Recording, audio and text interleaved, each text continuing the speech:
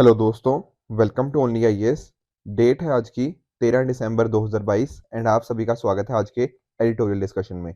देखो, आज हम टोटल 3 मुद्दे डिस्कस करने वाले हैं। पहला मुद्दा होगा हमारा big tech and the need in India for an regulation.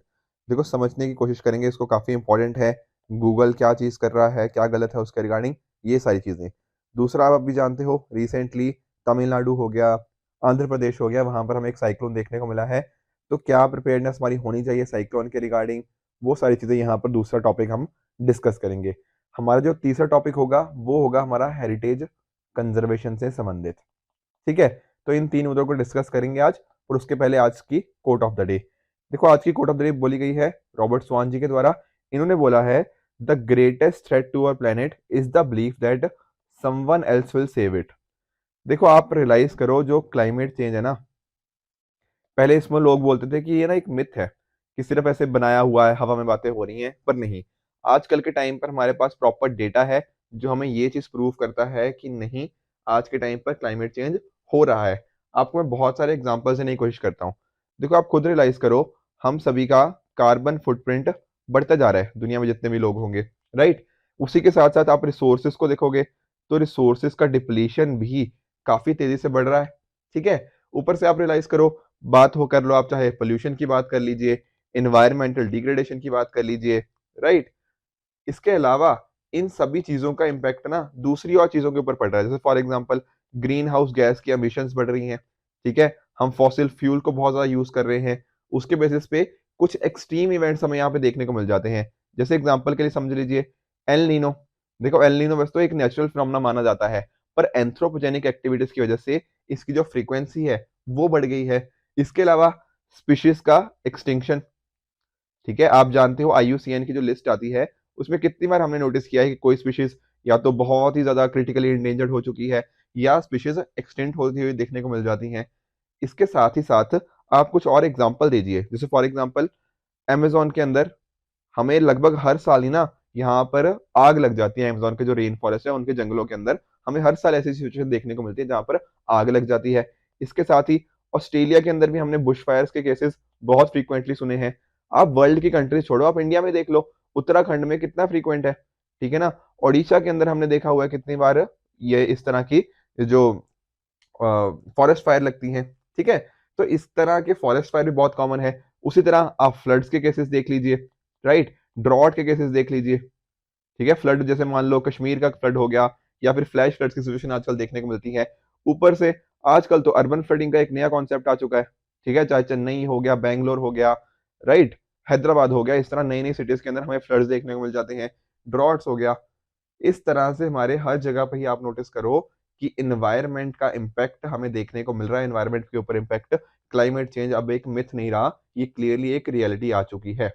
ठीक है, तो ये सारे इस तरह के एग्जांपल दे सकते हो कि बहुत सारी सिचुएशन हमें क्या बताते हैं कि हमारा जो प्लेनेट है ना, उसको सेव करने की एक अर्जेंट नीड आ चुकी है। अब देखो, इस अर्जेंट नीड को टैकल करने के लिए ना हमारी गवर्नमेंट्स ने अलग अलग स्टेप लिए हुए हैं। चाहे वो वर्ल्ड लेवल पे बात कर लीजिए या फिर इंडिया लेवल पे। एग्जाम्पल समझाता हूँ। जैसे आप जानते हो, ग्लोबल एनवायरनमेंट फैसिलिटी का क्रिएशन हुआ है। ठीक है, ऊपर से जो अर्थ समिट हुआ था, उसके बाद United nation framework convention on climate change, इसकी हर साल हम कॉप देखते हैं। ठीक है, लास्ट ईयर भी देखी थी, इस साल भी देखी, बहुत सारे मैंने एडिटोरियल भी आपके साथ डिस्कस किए थे। स्पीशीज को सेव करने के लिए आईयूसीएन है, international union for conservation of nature. उसी तरह से आईपीसीसी की बहुत सारी रिपोर्ट्स आती हैं जो डिस्कस करती हैं। यूएनईपी है हमारे पास। ठीक है, तो इस तरह से बहुत सारी चीजें हैं जो वर्ल्ड लेवल के ऊपर हम वर्क कर रहे हैं। जैसे फॉर एग्जांपल, आप जानते हो पेरिस एग्रीमेंट के अंदर हमने डिस्कशन किया था किस तरह से हम अपने प्लेनेट को बचाने की कोशिश करेंगे। इसके साथ ही ये तो हो गए चलो वर्ल्ड लेवल के ऊपर इनिशिएटिव्स। इंडियन लेवल पे बहुत सारे हैं। सेंट्रल पोल्यूशन कंट्रोल बोर्ड हो गया, स्टेट पोल्यूशन कंट्रोल बोर्ड हो गया, नेशनल ग्रीन ट्रिब्यूनल हो गया, वाइल्ड लाइफ प्रोटेक्शन के लिए हो गया, फॉरेस्ट सर्वे ऑफ इंडिया हो गया। तो इस तरह से बहुत सारे हमारे गवर्नमेंट के एफर्ट्स हैं। कुछ हद तक ये सक्सेसफुल भी है काफी सारे इसके अंदर, कुछ के अंदर अभी और काम करना बाकी है। पर एक चीज रियलाइज करो, अगर हम सारा का सारा ब्लेम डालते रहेंगे गवर्नमेंट्स के ऊपर या फिर इंटरनेशनल एफर्ट्स के ऊपर, और हम अपनी रिस्पॉन्सिबिलिटी नहीं समझेंगे, तब तक ना शायद ये हम अपने प्लान को कभी सेव नहीं कर पाएंगे। क्योंकि हमने ये बिलीव किया हुआ है कि कोई और आके बचाएगा इसको, ये गवर्नमेंट की जिम्मेदारी है। नहीं, ये मेरी और आपकी भी, सबकी बराबर की ही जिम्मेदारी है। डेफिनेटली गवर्नमेंट के एफर्ट जरूरी हैं, बिना इंटरनेशनल कॉपरेशन के ये चीज नहीं हो सकती। पर अगर हम अपने लाइफस्टाइल के अंदर चेंजेस करें, अगर कहीं ना कहीं हम अपनी ये जो हम मैंने एग्जांपल्स दिए थे ना आपको, फॉसिल फ्यूल का हो गया, राइट, जो अलग अलग चीजें हमारा कार्बन फुटप्रिंट बढ़ रहा है, ये सारी चीजों को अगर हम छोटे छोटे स्टेप्स के ऊपर वर्क करें ना, तो ओवर द टाइम हम बहुत सारे एफर्ट्स इसके लेकर एक कंबाइंड एफर्ट जो बनेगा वो बहुत ही बेनिफिशियल हो सकता है हमारे प्लेनेट को बचाने के अंदर। अगर देखो आपने गांधी जी की भी बात सुनी होगी, गांधी जी ने क्या बोला है कि जो दुनिया है ना, बेसिकली द अर्थ, वो हर किसी की नीड्स को सेटिस्फाई करने के लिए काफी है, पर ग्रीड को सेटिस्फाई करने के लिए काफी नहीं है। तो हमें इन नीड्स के अंदर रहना सीखना पड़ेगा। उसके साथ ही अगर आप नोटिस कीजिए, ठीक है, एक ना बहुत ही फेमस है कि हम हमारी जो जो करंट जनरेशन है ना, ये आखिरी जनरेशन है जिसके पास एक पोटेंशियल है कि वो दुनिया को बचा पाए। रीजन क्या है इसका? देखो, अगर आप सोचोगे कि आज से 50 साल बाद हम ये एफर्ट स्टार्ट करें दुनिया को बचाने के, तो तब तक ना शायद बहुत देर हो चुकी होगी। तो अगर हमने जो इस अर्थ को हमारे इंसेस्टर से इनहेरिट किया हुआ है, अगर हम चाहते हैं कि फ्यूचर जनरेशन को भी हम अच्छे ढंग से इस अर्थ को दे पाए, तो जरूरत है मेरे, आपके और हम सभी को एफर्ट्स लेने की, ताकि इंश्योर किया जा पाए कि हम इस प्लेनेट को अच्छे से बचा पाए और जो थ्रेट इस प्लेनेट के ऊपर आ चुका है, इससे हम इसको सेव करें।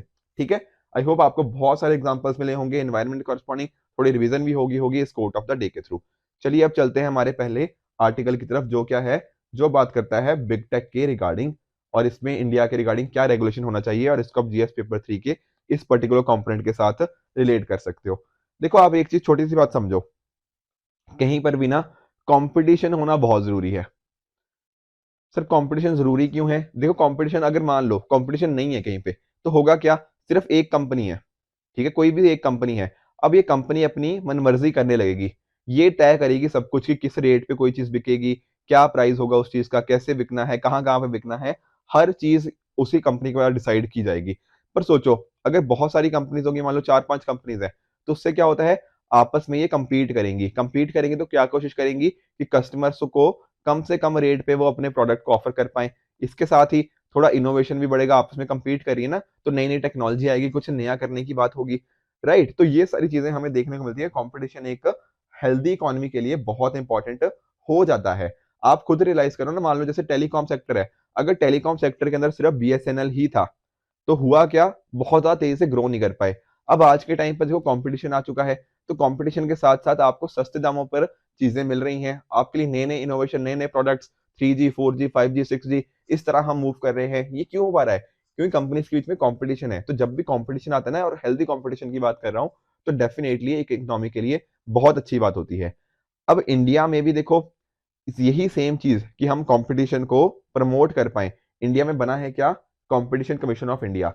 दरअसल मैं थोड़ा आपको अगर हिस्ट्री में लेके जाऊं ना, तो इंडिया में ना देखो एक पहले एमआरटीपी करके था, monopoly restrictive and trade practices act 1969, पर इसके ना कुछ खामियां थी। उस खामियों को रिमूव करके हमने कंपटीशन एक्ट लेकर आए 2002 के अंदर। उसके बेसिस पे हमने ये बनाया कंपटीशन कमीशन ऑफ इंडिया, ताकि क्या इंश्योर किया जा पाए, कहीं ना ऐसा ना हो कि कोई अपना इतना बड़ा बन जाए कि वो मोनोपोली की तरह अपनी पोजीशन का मिसयूज करे।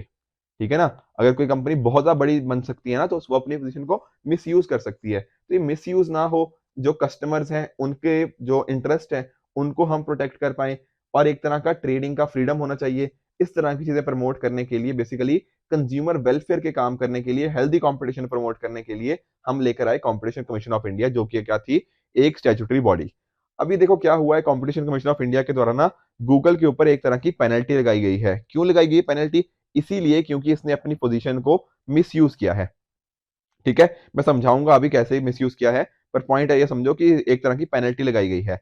अब रियलाइज करने की जरूरत है कि देखो इंडिया में एक्ट वगैरह हैं, पर इंडिया ना जो एक्ट बनता है वो किसी इवेंट होने के बाद बनता है। समझने की कोशिश करना, एक होता है ना कि आप पहले से देखो फ्यूचर का, आप फ्यूचर को फोरकास्ट करो कि आने वाले टाइम के अंदर ये चीज होने वाली है, तो आप पहले से ही रेडी रहो, और पहले से ही आपके पास कोई प्रॉपर एक्ट होना चाहिए।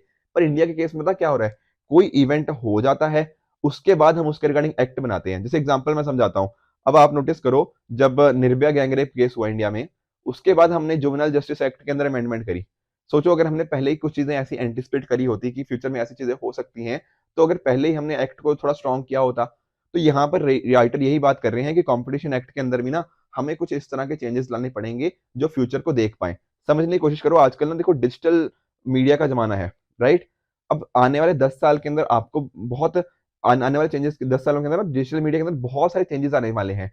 तो अगर इंडिया एक तरह से बैठ के देखता रहेगा कि कैसे कोई चीज चेंज होगी, फिर हम एक्ट लेके आएंगे, तो बड़ी देर हो जाएगी। तो जरूरत क्या है, हम पहले एंटिसिपेट करके चलें कि 10 साल बाद डिजिटल मीडिया कहां पर होगा, उस हिसाब से हमारे पास एक्ट होने चाहिए, ऐसा यहाँ पर राइटर का मानना है। अब अगर आप नोटिस करोगे ना, देखो कि इंडिया का जो भी हम कंपटीशन अमेंडमेंट बिल लेकर आ रहे हैं, इस तरह के ना जो है, यूरोपियन यूनियन हो गया, वहां पर भी डिजिटल मार्केट एक्ट है, तो इन्होंने काफी अच्छे से चीजों को मैनेज किया हुआ है। तो इंडिया को भी जरूरत है कि हम इंडिया इस चीज को अच्छे से फ्यूचर को देख पाए। अब देखो गूगल का जो मैं आपको केस बता रहा था, वो केस क्या है, आप एक बार नोटिस करना। मान लो आपने ना कोई नया फोन खरीदा, अब जो आपने नया फोन खरीदा ना, उसके अंदर आपने नोटिस किया होगा, बहुत सारी जो एप्लीकेशंस होती हैं, जो एप्स बोलते हैं बहुत सारी, वो प्री इंस्टॉल्ड आती हैं, पहले से ही आपके फोन के अंदर इंस्टॉल हो रखी हैं। सर ऐसी कौन सी एप्स होती हैं? जैसे आपने कभी नोटिस किया, एक तो चलो आपको मान लो आपका सेटिंग्स वाला हो गया, आपका ऐप स्टोर हो गया, वो सारी चीजें तो ठीक है, पर इसके अलावा कई बार आपने देखा होगा आपके फोन के अंदर यूट्यूब भी पहले से ही इंस्टॉल्ड होता है, या फिर गूगल सर्च इंजन भी आपके फोन के अंदर पहले से ही इंस्टॉल्ड होता है। हाँ सर, ये चीजें तो कई बार देखी हैं। अब आप एक बात नोटिस करो, आपका फोन कौन सा था? आपका फोन था एंड्रॉयड। एंड्रॉयड को ऑन, बेसिकली एंड्रॉयड का वो था उसके अंदर। तो एंड्रॉयड को ऑन कौन करता है? ये ऑन किया जाता है गूगल के द्वारा। तो जब आपने नया फोन लिया तो उसके अंदर एंड्रॉयड आएगा, ऑपरेटिंग सिस्टम एंड्रॉयड का।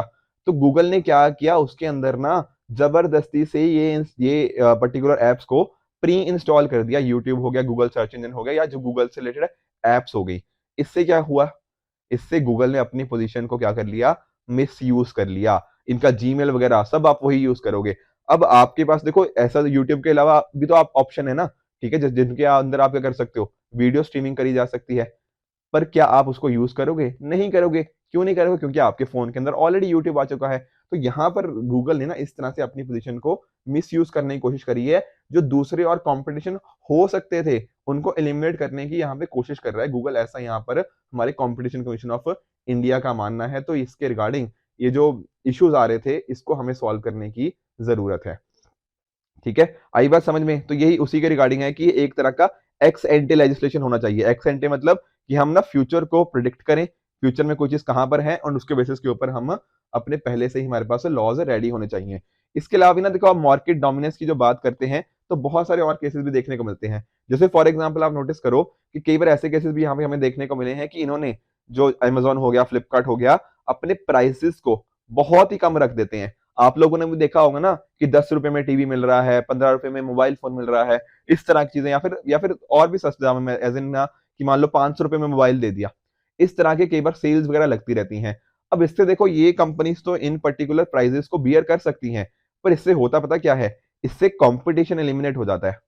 अब आप खुद सोचो, जो आपके आसपास, घर के आसपास जो किराने वाला है, या फिर आपके घर के आसपास कोई और छोटी दुकानदार वाले हैं, क्या वो आपको इतने सस्ते दामों में चीजें दे पाएंगे? नहीं दे पाएंगे। यहाँ पर तो जब सेल लगती है, ये लोग तो दे लेते हैं, पर यहाँ पर इनके जो बाकी लोग हैं वो नहीं दे पाएंगे। इससे क्या होता है, कॉम्पिटिशन एलिमिनेट होता है। इसके साथ ही आप देखो, अमेजोन, फ्लिपकार्ट, ठीक है, अक्सर डीप डिस्काउंटिंग करते रहते हैं। इसके अलावा भी देखो, आप चीज नोटिस करो, ये जो अमेजोन और फ्लिपकार्ट है ना, इनके रिगार्डिंग एक मेजर इशू पता क्या है, ये इसके साथ ही अपने इन्होंने इन हाउस ब्रांड्स बना लिए हैं। मैं समझाने की कोशिश करता हूँ। जैसे मान लो आपने कभी आटा लेने जाओ, ठीक है, मान लो आप अमेजोन, फ्लिपकार्ट छोड़ो, आप सिंपली रिलायंस का कभी जाना, जो रिलायंस के स्टोर्स होते हैं वहां पर जाना, या रिलायंस हो गया, या इस तरह के जो भी आपको देखने को मिलते हैं, तो वहां पर आपने जाके नोटिस किया होगा कि एक तो आटा होता है वहां पे, जैसे मान लो जैसे आशीर्वाद का आटा है, ठीक है, एक होता है आशीर्वाद का आटा, मान लो ये 10 किलो मिल रहा है आपको 500 रुपए का। उसके साथ ही ना आपको रिलायंस का खुद का आटा भी देखने को मिल जाएगा। ये होता है कितने का? ये मान लो होता है 400 रुपए का। तो ये रिलायंस ने ना अपने खुद के ब्रांड्स लॉन्च कर दिए हैं। उसी तरह से अमेजोन हो गया, फ्लिपकार्ट हो गया, इन्होंने भी अपने इन हाउस ब्रांड्स, अपने ब्रांड लॉन्च कर दिए हैं। अब क्योंकि देखो, जो आशीर्वाद का जो आटा है ये महंगा है 500 का, पर ये जो रिलायंस का आटा है ये सस्ता है। तो इस तरह से लोग क्या लेने लग जाएंगे, रिलायंस वाला आटा खरीदने लग जाएंगे। तो टेक्निकली जो रिलायंस का जो मार्ट था बेसिकली, उसके अंदर तो बाकी चीजें होनी चाहिए थी, पर इन्होंने इन हाउस ब्रांड निकाल के क्या किया, अपनी पोजीशन का मिसयूज कर लिया है, अपने आप को प्रमोट करते जा रहे हैं उन सभी चीजों के कॉरस्पॉन्डिंग। और यही कहीं ना कहीं कंपटीशन को एलिमिनेट करने की इस तरह से कोशिश है। उसके अलावा आप ये चीज भी नोटिस करो कि जब आप अमेजोन पे कोई चीज खरीदते थे ना पहले, तो वहां पर ना वो चीजें क्लाउड टेल के द्वारा होती थी। मैं समझाने की कोशिश करता हूँ, क्लाउड टेल भी दरअसल में ना एक अमेजोन की ही कंपनी है, मतलब इनडायरेक्टली ही है, उन्हीं के ग्रुप के अंदर ही लाई करती है। तो यहाँ पर क्या होता था, ये सबसे बड़ा सेलर था अमेजोन के ऊपर।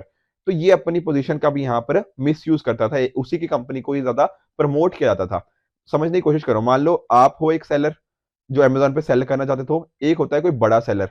तो ये बड़ा सेलर ना अपनी पोजीशन को वहां पर आसानी से डाल सकता है अमेजोन को। मुझे डालने में बड़ी दिक्कत आएगी, मेरा प्रोडक्ट कम बिकेगा, ये वाले सेलर का ज्यादा बिकेगा। तो एक तरह से ना कंपटीशन एलिमिनेट हो गया। ऐसा हुआ कि फेयर प्ले नहीं है यहाँ पे। जो बड़ा प्लेयर है उसको ज्यादा एडवांटेजेस है, जो छोटा प्लेयर है उसको ज्यादा नुकसान है। तो इस तरह से ना इंश्योर क्या करना चाहिए हमारे हमारे लेजिस्लेचर्स को कि इस तरह की सिचुएशन ना हो। और एक चीज हमने करी भी है, what is that? Open network digital commerce. अब यहाँ पर फोकस यही किया गया है कि कोई भी हो, छोटा दुकानदार हो या बड़ा बंदा हो, कोई भी हो, अगर उसने अपना प्रोडक्ट डाला तो सिमिलर ही चीजें दिखनी चाहिए सभी को। ऐसा नहीं होना चाहिए कि बड़े प्लेयर्स को ज्यादा बेनिफिट मिल रहा है और छोटे प्लेयर्स को काफी नुकसान हो रहा है इसके कॉरस्पॉन्डिंग। ठीक है, यही सेम चीज जो मैंने गूगल की आपको बताई ना, यही सेम चीज एप्पल के अंदर भी देखने को मिली थी इन यूएस एंड यूरोप। उसके अंदर भी कुछ प्री इंस्टॉल्ड एप्स आने लगी थी जिसके बेसिस पे उसने क्या किया था, कंपटीशन को एलिमिनेट करने की कोशिश करी थी। तो इंडिया को क्या जरूरत है सर? इंडिया को जरूरत है कि हम ये जो अलग अलग तरह का डेटा है ना इसको प्रॉपर्ली यूज करें। अगर देखो फॉर एग्जाम्पल आप नोटिस करो, अलग अलग डेटा जैसे कुछ आपका फाइनेंशियल रिकॉर्ड हो सकता है, फोन लोकेशन, मेडिकल हिस्ट्री, ये सारी चीजें भी तो इन सभी को पता होती हैं, अलग अलग प्लेटफॉर्म पे शेयर होती हैं। तो ये इस पर्टिकुलर डेटा को मिस यूज कर सकती हैं। आई बात समझ में? इसीलिए तो हमारी गवर्नमेंट क्या लेकर आ रही है, digital data protection bill, right? हमने डिस्कस भी किया हुआ है इसको। तो पर ये ना आप नोटिस करो कि दुनिया भर में कुछ ना कुछ डेटा प्रोटेक्शन ऑलरेडी चल रहा है किसी तरह से। इंडिया का जो डेटा प्रोटेक्शन वगैरह का बात कर रहे हैं, अब वो काफी लेट से बात कर रहे हैं। तो यही एक मेजर इशू है यहाँ पर इंडिया के कॉरस्पॉन्डिंग, कि इंडिया काफी ना प्रोएक्टिव मैनर में डिस्कस नहीं करता चीजें। यहाँ पर चीजें रिएक्शन में होती हैं कि कोई मुद्दा हो गया उसके बाद हमने ये चीज करी है। तो नए लॉ के अंदर हमें सारे मैकेनिज्म्स को इंश्योर करना होगा। हमने ये जो कंज्यूमर प्रोटेक्शन एक्ट लेकर आए हैं, यहाँ पर भी कंज्यूमर के ऊपर काफी फोकस किया है, कंज्यूमर के रिगार्डिंग जो उसको और उनके राइट्स वगैरह को हमने और डिफाइन किया है। पर इसके साथ ही हमें डिजिटल एरा के अंदर भी इंश्योर यही करना होगा कि जो भी इश्यूज हैं उनको हमें डेफिनेटली वर्क करें, जो लेजिस्लेशन है वो उसी के प्रॉपर हों। यही यहाँ पर राइटर का कहना था इस पर्टिकुलर अप्रोच के कॉरस्पॉन्डिंग। आई बात समझ में? ठीक है ना? ये एक्स एंटे जो बात कर रहे हैं ना, ये एक्स एंटे इसी को बोलते हैं कि आप फ्यूचर को फोरकास्ट करो और पहले से ही डिसीजन लेके रखो, ताकि इंश्योर किया जा पाए कि एक लेवल प्लेइंग फील्ड हो, चाहे छोटा हो, चाहे बड़ा हो, चाहे नया हो, चाहे पुराना हो। पुराने का मतलब क्या है यहाँ पे? जो आपके आसपास के किराना स्टोर्स हैं। नए कौन से हैं? नए हो गए आपके जैसे बिग बास्केट हो गया, जो इस तरह के प्लेयर्स हैं। ठीक है, तो ये हो गया हमारा पहला एडिटोरियल। आई होप आपको अच्छे से समझ आया होगा। दोस्तों, जो हमारा दूसरा मुद्दा है वो रिलेट करता है रेडी फॉर द वर्स्ट के कॉरस्पॉन्डिंग, और इसको आप जीएस पेपर 3 के डिजास्टर कंपोनेंट के साथ रिलेट कर सकते हो। देखो, अभी आपने सभी ने सुना होगा इसके रिगार्डिंग कि जो साइक्लोन मेंडोस था, ठीक है ना, वो आपको चेन्नई के कॉरस्पॉन्डिंग देखने को मिला, साथ साथ आंध्र प्रदेश के अंदर भी आपको काफी इसके रिगार्डिंग देखने को मिला। पर यहाँ पर राइटर बात कर रहे हैं कि जो जितना हमने डिस्ट्रक्शन इसके साथ एक्सपेक्टेड था, उससे हमने बचाव कर लिया है काफी हद तक। और इसके पीछे का रीजन क्या है? हमारी अलग अलग तरह की प्रिपेयर्डनेस। समझने की कोशिश करते हैं। देखो, आप जानते हो कि जब बात होती है साइक्लोन की, तो एक होता है हमारे पास एक तरह का लो प्रेशर एरिया, ठीक है? उसके साथ ही इसके साथ लिंक्ड होता है जो एक तरह से जो इनवर्ड एयर सर्कुलेशन होता है, वो इसके साथ आप जानते हो, ठीक है? प्लस साथ ही साथ जब साइक्लोन आता है तो आप जानते हो वायलेंट स्टॉर्म्स आ जाते हैं इसके साथ ही, एंड बैड वेदर भी इसके साथ ही एसोसिएटेड है। अब आप जानते हो कि यहाँ पर होते क्या है हमारे पास, एक होता है ट्रॉपिकल साइक्लोन, एक होता है हमारे पास टेम्परेट साइक्लोन कह लीजिए, या फिर एक्स्ट्रा ट्रॉपिकल आप कह सकते हो। जब देखो हमारे लिए सबसे ज्यादा इंपॉर्टेंट कौन से हैं? ट्रॉपिकल साइक्लोन डिस्कस करना, क्योंकि वो एक तरह के डिजास्टर की तरह एक्ट करते हैं। अब अगर आप नोटिस करो तो यहाँ पर कोरियोलियस फोर्स का जरूरत होती है, ठीक है ना? आई एम वेरी श्योर आप सभी ने ये ज्योग्राफी के कोर्स सब्जेक्ट्स के अंदर पढ़ा हुआ है। अब अगर आप नोटिस करोगे, ये जो कोरियोलिस फोर्स हो गया, या फिर 27 डिग्री टेम्परेचर ज्यादा हो गया, ठीक है ना, लार्ज सी सरफेस होना चाहिए, वो सारी चीजें हमें यहाँ पर देखने को मिल जाती हैं। पर अगर हमें इन सभी चीजों से प्रोटेक्ट करना है तो डेफिनेटली एक प्रॉपर डिजास्टर मैनेजमेंट होना चाहिए, और यही चीज हमें यहाँ पर देखने को मिली है। मैं आपको अगर थोड़ा हिस्ट्री बुक्स में लेके चलूँ ना, तो आप रियलाइज करो कि ना 1990s के आसपास की अगर हम बात करें, तो ओडिशा के अंदर कुछ साइक्लोन्स आए हैं, ठीक है? और तब ना हजारों हजारों लोगों की डेथ हुआ करती थी जब साइक्लोन आता था। पर ओवर द टाइम हमने डिजास्टर मैनेजमेंट के अंदर चीजें करी हैं, हमने प्रिपेयर्डनेस की तरफ बहुत ज्यादा फोकस किया हुआ है, और इस वजह से हमने जो नंबर ऑफ लाइफ जो लॉस्ट होती हैं एक साइक्लोन के टाइम पे, उसको मेजरली हमने काफी कम कर दिया, जैसा इस केस में भी हमें यहाँ पर देखने को मिला था। ठीक है, हमने देखो एक्सपेक्ट किया था कि कहीं ना कहीं ये जो ना स्फीयर साइक्लोन हो जाएगा, जिसके स्फीयर में नहीं, इवन सुपर साइक्लोन की बात हो जाएगी जब उसकी स्पीड 221 किलोमीटर पर आवर की स्पीड से भी ज़्यादा हो जाएगी। ऑल्दो उतना तो इम्पैक्ट उसने नहीं किया, बाद में ये धीरे-धीरे कम होता गई इसकी स्पीड। एंड जैसे आप देख भी सकते हो कि ठीक है, यहाँ पर भी हमें अलग-अलग जगह के अंदर हैवी रेनफॉल देखने को मिली थी। अब यहाँ पर नोटिस करने की बात है तमिलनाडु के डिज़ास्टर मैनेजमेंट सिस्टम की। ऑल्दो जितनी हमने एक्सपेक्ट करी थी बारिश, उतनी बारिश नहीं हुई है, पर फिर भी वहाँ की एडमिनिस्ट्रेशन का जो रिस्पॉन्स था, काफ़ी स्विफ्ट था और इस वजह से ही डिसरप्शंस नहीं हुई। मैं आपको समझाने की कोशिश करता हूँ। आपने नोटिस किया था ना पिछले साल चेन्नई के अंदर फ्लड्स आए थे। उसके बाद से तमिलनाडु के एडमिनिस्ट्रेशन ने ना थोड़ा अच्छा काम किया है। देखने की कोशिश की है कि कहाँ-कहाँ पे फ्लडिंग हो सकती है जब किसी तरह की बारिश होती है। कैसे इंश्योर किया जा पाए कि फ्लड्स के बाद आम इंसान की ज़िंदगी के ऊपर ज़्यादा इम्पैक्ट ना आए, रोज़मर्रा की ज़िंदगी रुकावट ना आए, उसके रिगार्डिंग यहाँ पे कोशिश करी गई है। जैसे मान लो फ्लड्स के टाइम पे या फिर बारिश के टाइम पे कई बार पेड़ वगैरह गिर जाते हैं। उन पेड़ों को किस तरह से साइड किया जाए, किस तरह से हम फ्लडिंग को रोकें, कहाँ-कहाँ पे पॉसिबिलिटीज़ थी चोकिंग होने की, उन सभी चीज़ों के रिगार्डिंग यहाँ पे अच्छा वर्क किया गया है। उसके साथ ही आप नोटिस कीजिए कि जैसे फॉर एग्जांपल जो स्टॉर्म वाटर ड्रेनेज नेटवर्क है, इसको इम्प्रूव किया गया है, ठीक है ना? फ्लडिंग को रोकने की कोशिश करी है। साथ ही साथ कोऑर्डिनेशन अच्छा रहा है। आप जानते हो टेक्नोलॉजी का यूज़ करो प्लस इंटर मिनिस्ट्रियल कोऑर्डिनेशन। तो कोऑर्डिनेशन किस तरह से जो हमारा आईएमडी है, इंडियन मेट्रोलॉजिकल डिपार्टमेंट हो गया, उसके रिगार्डिंग वर्क करें। साथ ही साथ लैंडफॉल कहाँ पर होगा, किस तरह से उसका इम्पैक्ट आएगा, ये सारी चीज़ें आप खुद सोचो। अगर हमने इन चीज़ों को पहले ही एंटीसिपेट किया हुआ है, तो हम अकॉर्डिंगली इसके ऊपर वर्क कर सकते हैं कि अच्छा यहाँ पर दिक्कत आने वाली है, हमने पहले ही उस चीज़ को यहाँ पे रोक लिया। तो डिज़ास्टर मैनेजमेंट ना रिस्पॉन्स तो चलो है ही है, पर उसके ज़्यादा सबसे ज़्यादा इम्पोर्टेंट क्या हो जाता है आपका प्रिपेयर्डनेस। आपने पहले से क्या प्रिपरेशन कर रखी है? ये जो हमारे वर्कर्स हैं, एनडीएमए के वर्कर्स हो गया, स्टेट डिज़ास्टर मैनेजमेंट अथॉरिटी के वर्कर्स हो गए, ये क्या काम कर रहे हैं, उनका सबसे इम्पोर्टेंट रोल हो जाता है। अब टेक्नोलॉजी का भी यूसेज है, किस तरह से? एक तो पहले वही कि अर्ली वार्निंग सिस्टम आपको मिल जाए, फोरकास्ट हो जाए कि क्या कहाँ पर आने वाला है, कितने टाइम के तक इम्पैक्ट करेगा, वो सारी चीज़ें तो अर्ली वार्निंग सिस्टम हो गया, फोरकास्ट हो गया, यहाँ पर हमें हेल्प कर देते हैं। उसके साथ ही लोगों तक अगर इन्फॉर्मेशन को पहुँचाना है, अलग-अलग माध्यम से, तो उसके लिए इन्फॉर्मेशन के लिए टेक्नोलॉजी का यूसेज है। चाहे आप सोशल मीडिया की बात कर लीजिए या फिर जो भी और माध्यम हो सकते हैं, टीवी हो गया, रेडियो हो गया, जो भी कम्युनिकेशन के सोर्सेज़ हैं ना, उनके थ्रू उनको तक पहुँचाना। साथ में ही हमारी अलग-अलग कुछ फिशिंग कम्युनिटीज़ होती हैं, उनको बात करनी है उनके रिगार्डिंग कि नहीं, अब आपके लिए जाना समुद्र के अंदर ठीक नहीं है, तो आप वापस आ जाइए। इस तरह की चीज़ें डेफ़िनेटली टेक्नोलॉजी के थ्रू बेहतर हो सकती है। अगर ना देखो, अगर हमने प्रॉपर मशीनरी को ढंग से यूज़ किया, तो जो हमारा गोल है ना एक तरह से कि इस पर्टिकुलर डिज़ास्टर्स के अंदर एक भी इंसान की जान ना जाए, तो वो सारी चीज़ें भी पॉसिबल हैं। क्यों पॉसिबल है? देखो, आपके पास क्या होना चाहिए? अच्छा डेटा होना चाहिए और आपने तो कितने सालों से हम लोग क्या देखते आ रहे हैं, फ्लड्स को देखते आ रहे हैं या फिर साइक्लोन्स को देखते आ रहे हैं।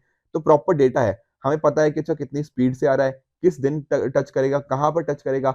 जब पिछली बार इस तरह के साइक्लोन्स आए थे, उन्होंने क्या इम्पैक्ट कॉज़ किया था, वहाँ पर हम किस तरह से क्या गलतियाँ करी थी, उनसे क्या सीख सकते हैं, ये सारी चीज़ें हमारे पास आज के टाइम पर अवेलेबल हैं। प्रॉपर डेटा है, प्रॉपर अर्ली वार्निंग सिस्टम्स हैं। अगर इन सभी को हम इन सोर्सेज़ को, इन डेटा को अच्छे से यूज़ कर पाएँगे, तो डेफ़िनिटली आने वाले टाइम्स के अंदर हम ये जो अलग-अलग तरह के हमें साइक्लोन्स देखने को मिल रहे हैं, इनको हम अच्छे से टैकल कर पाएँगे और जो हमारा गोल होना चाहिए कि इन पर्टिकुलर साइक्लोन्स या फिर इन पर्टिकुलर डिज़ास्टर्स के अंदर किसी भी इंसान की जान ना जाए, उसको भी हम कहीं न कहीं अच्छे से अचीव कर पाएँगे। ज़रूरत क्या है? एक तरह के होलिस्टिक प्लान डेवलपमेंट की, उसके ऊपर प्रॉपर इम्प्लीमेंटेशन की, इंटर मिनिस्ट्रियल कोऑर्डिनेशन की, ताकि ये सारी चीज़ें हम वर्क कर पाएँ। आई बात समझ में? ये हो गया हमारा दूसरा एडिटोरियल। हमारा तीसरा आर्टिकल है वो रिलेट करता है preserving our past and forging our future के रिगार्डिंग, और इसको आप जीएस पेपर 1 के इस पर्टिकुलर कंपोनेंट के साथ रिलेट कर सकते हो। देखो, अगर आप नोटिस करोगे तो इंडिया का काफ़ी एक रिच हेरिटेज रहा है। यहाँ पर आप देख सकते हो अलग-अलग हमारे यहाँ पे आर्कियोलॉजिकल एसेट्स देखने को मिल जाएँगे, राइट? आप इनफैक्ट नोटिस करो ना कि कितनी यूनेस्को वर्ल्ड हेरिटेज साइट्स हैं इंडिया के अंदर, ठीक है? आप इतनी लंबी हिस्ट्री है, इंडस वैली सिविलाइजेशन के कुछ चीज़ें देखने को मिलती हैं, राइट? फिर मौर्यन हो गया, गुप्ता हो गया, इस तरह से मिडीवल इंडिया के अंदर भी बहुत सारी चीज़ें हमें देखने को मिलती हैं। और सिर्फ टेंजिबल हेरिटेज ही नहीं है, इनटेंजिबल हेरिटेज भी हमारा है, राइट? तो इस तरह की चीज़ें बहुत सारी हैं। इंडिया का आर्कियोलॉजिकल हेरिटेज अगर आप देखोगे, इतनी ज़्यादा डाइवर्सिटी हमें देखने को मिल जाती है अलग-अलग चीज़ों को कॉरस्पॉन्डिंग। बट आज के टाइम पर हमें क्या देखने को मिल रहा है? हमें देखने को मिल रहा है कि क्लाइमेट चेंज हो रहा है, ठीक है ना? अनसस्टेनेबल टूरिज्म, आप किसी भी जगह जाकर देखोगे, आप नोटिस करोगे कहीं न कहीं आपको प्लास्टिक की बॉटल्स देखने को मिल जाएँगी। कहीं न कहीं एनवायरनमेंट को साथ में लेकर नहीं चल रहे जब हम बात कर रहे हैं टूरिज्म की।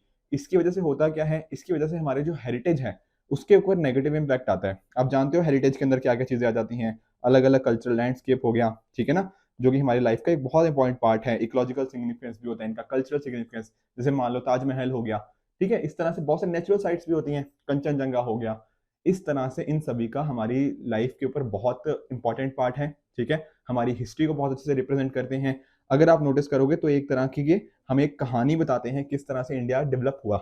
जब हम बात करते हैं ना यूनिटी एंड डाइवर्सिटी की, तो यूनिटी एंड डाइवर्सिटी हमें सालों साल देखते हुए चलती हुई आने को मिलती है कि हिस्ट्री के अंदर ये चीज़ कैसे एप्लीकेबल थी, आज के टाइम पर कैसे एप्लीकेबल है, उसके ऊपर हमने किस तरह से उसको विटनेस किया है, ये सारी चीज़ें हमें यहाँ पर अच्छे से देखने को मिल जाएंगी।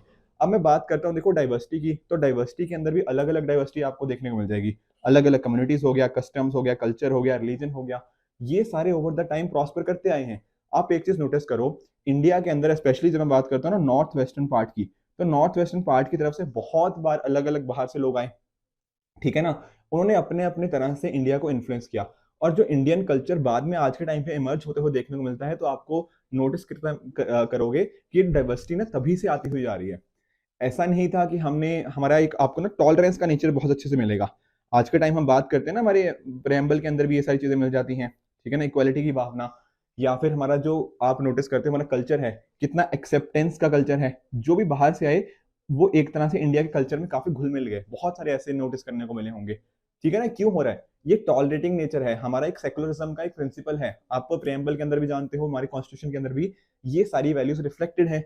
ये सारी हमारी हिस्ट्री और हमारी हेरिटेज से ही हमें पता लग जाती हैं किस तरह की चीजें हमें यहाँ पर आप नोटिस करो 1857 का रिवोल्ट, ठीक है ना, उस टाइम पर भी कितना हमने देखा कि मुस्लिम्स, हिंदू हो गए, सब लोगों ने मिलकर कहीं ना कहीं पार्टिसिपेट किया। इस तरह से हमें यहाँ पे देखने को मिलता है। बट आज के टाइम पर आप नोटिस करो बहुत सारे चैलेंजेस आ गए हैं इनके हेरिटेज कंजर्वेशन के रिगार्डिंग। पहला उनसे सबसे इंपॉर्टेंट कौन सा है? पोल्यूशन के रिगार्डिंग, ठीक है। आप देख सकते हो ताजमहल का ये पिक्चर ही अपने आप में बहुत कुछ बयां कर देती है कि कितना मेजर इशू है पोल्यूशन के रिगार्डिंग। अभी मैंने जो कोट पढ़ी थी आपके साथ स्टार्टिंग के अंदर एनवायरनमेंट के रिगार्डिंग, वो डायरेक्टली यहाँ पे एप्लीकेबल होती है कि हमें ही कहीं ना कुछ करना पड़ेगा। फ्लड्स आ जाते हैं बहुत सारी जगह पे, देखो ओडिशा के अंदर जो पुरी है, ठीक है, जगन्नाथपुरी की बात कर लीजिए, कर्नाटका के अंदर हम्पी, कुछ ना कुछ नेचुरल कैलामिटीज कहीं ना कहीं आती रहती हैं एंड उसका इम्पैक्ट हमारे यहाँ पे हो जाता है। इसके अलावा नोटिस करोगे एनक्रोचमेंट, देखो आसपास ना घर बस जाते हैं। जैसे बात करें ना ताजमहल के आसपास, तो जो खाने आलम बाग है वहां पर आसपास लोगों ने अपनी घर बना लिए हैं, अपने कहीं ना कहीं अपने कुछ स्ट्रक्चर्स बना लिए हैं, और आसपास में जो कुछ जो सामान बेचने वाली दुकानें हैं, शॉपकीपर्स हैं, वो सारे उन्होंने इंक्रोच कर लिया हुआ है और इससे हेरिटेज को बहुत नेगेटिव इम्पैक्ट हमें देखने को मिलता है। इसके अलावा कोई प्रॉपर हम चीजें देखते नहीं कि क्या क्या यहाँ पे डिपॉजिट्स हैं, ठीक है, तो ये सारे भी हमने डेवलपमेंट के ऊपर ज्यादा फोकस कर रहे हैं, पर वो सस्टेनेबल डेवलपमेंट शायद नहीं है, जिसकी वजह से प्रॉब्लम और बढ़ जाती है। इसके साथ ही आप नोटिस कीजिए हमारे पास ना कोई प्रॉपर डेटाबेस नहीं है। एक डेटाबेस है, जैसे मैं आपको बताता हूँ, जो है क्या है, Indian national trust art and culture heritage, पर इसने ना सिर्फ 150 सिटीज का ये डेटा है, जिसमें 60,000 बिल्डिंग्स को उन्होंने कवर किया है। पर आप रियलाइज करो इंडिया इतना बड़ा है, कहीं ना कहीं हमारा एस्टिमेशन है कि 4,000 हेरिटेज टाउन है इंडिया के अंदर, सिटीज हैं, पर हमारे पास डेटा कितना का है? सिर्फ 150 सिटी का। तो ऐसा मान के चलो कि बहुत ही कम परसेंटेज हम देख पाए कितना डेटाबेस है, उसके ऊपर वर्क करना अभी भी बहुत जरूरी है। अगर हमारे पास प्रॉपर डेटाबेस ही नहीं होगा, पता ही नहीं होगा कहाँ कहाँ पे कौन कौन से हेरिटेज स्ट्रक्चर्स हैं, उनको किस तरह से प्रोटेक्ट करना है, तभी तो उनके रिगार्डिंग हम वर्क कर पाएंगे ना। पर ये चीज अभी आज के टाइम पर हमें यहाँ पे मिसिंग देखने को मिल जाती है। उसके अलावा आप जानते हो जो ASI है, that is archaeological survey of India, proper वहां पर ना ह्यूमन रिसोर्सेज की कैपेबिलिटी नहीं है, ठीक है, जो इन मॉन्यूमेंट्स को देख पाए, कैसे कंजर्व करना है, उसके रिगार्डिंग ये जो मैन पावर की शॉर्टेज है या फिर मैन पावर की अवेलेबिलिटी ना होना एक मेजर कंसर्न बन जाता है। तो सर आने वाले टाइम के अंदर क्या करना चाहिए? तो देखो जो ASI है ना, उसको कहीं ना कहीं अपनी पॉलिसीज को, एक्सकवेशन पॉलिसीज को अच्छे से अपडेट करना होगा। आजकल के टाइम पे आप नोटिस करो बहुत सारी नई नई टेक्नोलॉजी आ गई हैं, जैसे 3D लेजर स्कैनिंग आ गया, लाइडार आ गया, सैटेलाइट रिमोट सेंसिंग आ गया। इस तरह के सर्वेज हम आसानी से कर सकते हैं टेक्नोलॉजी के माध्यम से। अगर हमें कुछ सर्वे भी करना है ना, तो जरूरी नहीं है कि उसको हमें कुछ तोड़ना पड़े, उसमें कुछ चेंजेस करने पड़े, एक्सकवेशन करना पड़े, नहीं, वो सारी चीजें इन पर्टिकुलर टेक्नोलॉजीज के थ्रू भी हो सकती हैं और कहीं ना कहीं इससे जो हमारी हेरिटेज है वो कंजर्वेशन वहां पे भी हो जाएगी। उसके अलावा स्मार्ट सिटी, स्मार्ट हेरिटेज, ठीक है ना, जब भी कहीं हम कोई इंफ्रास्ट्रक्चर प्रोजेक्ट बनाने लगे हैं, तो हमें देखना पड़ेगा कि उसका किसी हेरिटेज के ऊपर क्या इंपैक्ट आएगा। जैसे हम देखते हैं ना एनवायरमेंट इंपैक्ट असेसमेंट, कोई भी प्रोजेक्ट करने से पहले देखते हैं उसका एनवायरमेंट के ऊपर क्या इंपैक्ट होगा। सिमिलरली हमें देखना पड़ेगा कि अच्छा, यहाँ पर ताजमहल के आसपास अगर हम ये इंफ्रास्ट्रक्चर वाला प्रोजेक्ट लगा रहे हैं, इसका कहीं ताजमहल के ऊपर कोई नेगेटिव इंपैक्ट तो नहीं आ रहा। इस तरह से अगर हम स्मार्ट सिटी की प्लानिंग करें, ये सारी चीजें हमें हेल्प कर सकती हैं। इसके साथ ही देखो, एक तो हमारे पास ऐसे एरियाज होते हैं हेरिटेज वाले जहां पर बहुत ज्यादा लोग आते हैं, कुछ ऐसे एरियाज भी हो सकते हैं जहां पर लोग कम आते हों। तो यहाँ पर ना इनके रिगार्डिंग अवेयरनेस देने की जरूरत है जहां पर लोग कम आते हैं। वो कैसे हो सकती है? कुछ इवेंट्स हो गया, कुछ कल्चरल प्रोग्राम्स हो गया, कुछ और चीजें यहाँ पर लाई जा सकती हैं, ताकि जब लोग उन कल्चरल इवेंट्स को देखने यहाँ पर आएंगे या कुछ शादी वगैरह के लिए यहाँ पे आएंगे, तो उनको इनके हेरिटेज के बारे में पता लगेगा। एंड ओवर द टाइम क्या होगा, इनकी वैल्यू हेरिटेज की भी बढ़ती रहेगी। उसके अलावा जो कंपनीज का आप जानते हो ना, सीएसआर, कॉर्पोरेट सोशल रिस्पॉन्सिबिलिटी, अलग अलग जगह पे पैसा खर्च करना होता है सीएसआर ऑब्लिगेशन के रिगार्डिंग। 2% जो इनका प्रॉफिट हुआ होता है एवरेज पिछले 3 साल का। तो जो कंपनीज यहाँ पे खर्च करती हैं, तो उनको जरूरत हो कि कंपनीज इसके रिगार्डिंग भी खर्च करें। आप जानते हो कहीं पे कभी ट्रीज प्लांट कर दिए, कभी कुछ एजुकेशन हो गया, हेल्थ हो गया, ये सारी अच्छी चीजें हैं डेफिनेटली, बट इसके साथ ही साथ हेरिटेज कंजर्वेशन के ऊपर भी पैसा खर्च किया जाना चाहिए। इसके साथ ही क्लाइमेट एक्शन के साथ अगर हम हेरिटेज को रिलेट करेंगे, ठीक है ना, तो अडेप्टेशन हो गया, मिटिगेशन हो गया, जो भी मैंने आपके साथ पहले डिस्कस किया, उनको हम अच्छे से वर्क कर पाएंगे। बेसिकली कम्युनिटी को भी साथ में इन्वॉल्व करना पड़ेगा हमें इसके। जैसे फॉर एग्जांपल आप देखो, जो माजुली आइलैंड है ना, वहां पर वहां की जो कोस्टल कम्युनिटी है, रिवर कम्युनिटीज हैं, उन्होंने बहुत अच्छे से रोल प्ले किया है वहां की कॉरस्पॉन्डिंग चीजों के कॉरस्पॉन्डिंग। ठीक है, तो अगर हम हेरिटेज कंजर्वेशन को क्लाइमेट एक्शन के साथ लिंक करके देखेंगे ना, तो हम इंश्योर कर पाएंगे कि हेरिटेज को भी कंजर्व किया जा पाए, एंड अकॉर्डिंगली जो बाकी चीजें हैं हमारी, वो भी प्रॉपर प्रिजर्व रह पाए। आई बात समझ में? तो ये हो गया हमारा तीसरा एडिटोरियल। तो तीनों के तीनों एडिटोरियल आई होप आपको अच्छे से समझ आए होंगे। इसी तरह से आप भी अपने एंड पे हार्ड वर्क करते रहिए। Goodbye and good luck.